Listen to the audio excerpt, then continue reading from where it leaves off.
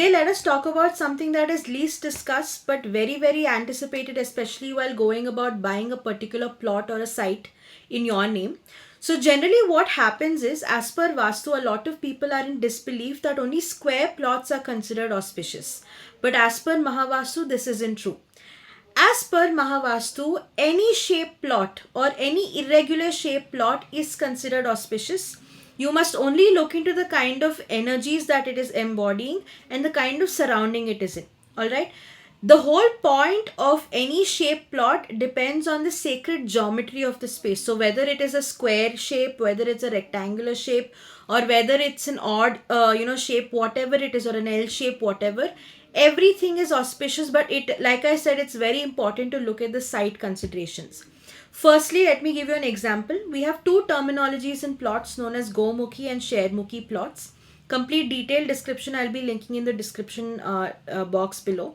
But to give you an overview, when you consider Gomukhi or your Shairmukhi plots, they have their own approach into understanding which is good for residential and which is good into commercial spaces. And both of them have their own approach to it.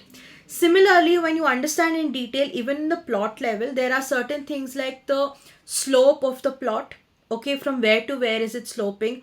Or if you want to go into detail, there are three other ways of how plots can be looked into. That is if it's a corner plot. Second, if it is basically if it's a plot basically that is having say any depressions in the site in the wrong areas or something like that, or if you feel that the plot basically has any negative energies in the space or is adjoining to any negative areas like temples and all of that, or even crematoriums or temples or any of those spaces, it is not always auspicious to have it next to you, even including temples. And when you look at understanding T-junction plots or road hit plots, each of these plots have their own impacts and it's not always good. So it's very important to understand which are the good ones, which are the bad ones, and based on these terminology and ideologies you have to choose. Just to break a small minute point over here, why did I say that temples is not auspicious or plots next to temples are not auspicious? Is because when you understand Vastu in detail or generally in a layman's term, any person who goes to a temple or a place of praying, he basically goes to vent all of his energy. So he's basically leaving all the negative energies into the space and taking back positivity. Now, any energy that is there has to have movement, right? And the only way this energy is dissipated is through the neighboring houses next to the temple. So, there are chances that any plot, when adjacent to a temple, it will tend to take in those negative energies or negative vibes, and it might affect you the similar way.